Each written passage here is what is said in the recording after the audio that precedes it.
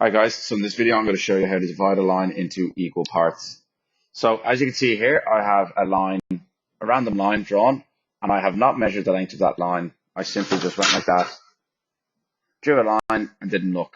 So as you can see there, it's not at a whole number, which is perfect. That's exactly what I want for this. So the next thing I do is I then draw a line, any angle and any length down. This is just a construction line. Okay, so we'll do this one nice and neat and quite light as well.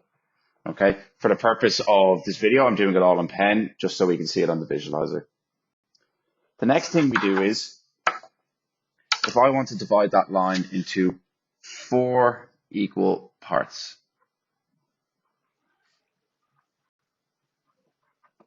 Okay, what I then do is I grab my compass and I choose a random length. So I'll make it that, and I'll just put it against my set square.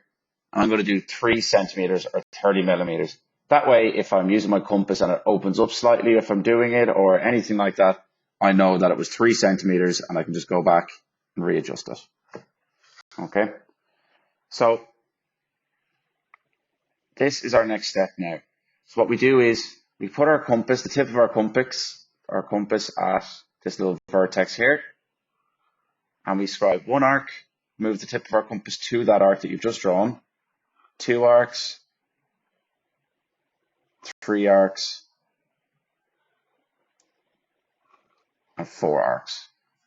So the amount of arcs you will draw will depend on how many equal parts the question is asking you to divide the line into.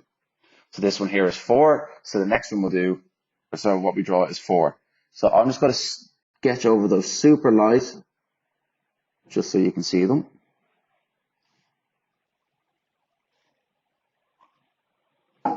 Perfect. And now what we do is we use sliding set squares to divide this line into equal parts. So the first thing we do is we line up our final arc to the end of our line. Okay, so that goes up there. Okay, and now this is where we use the sliding set squares. So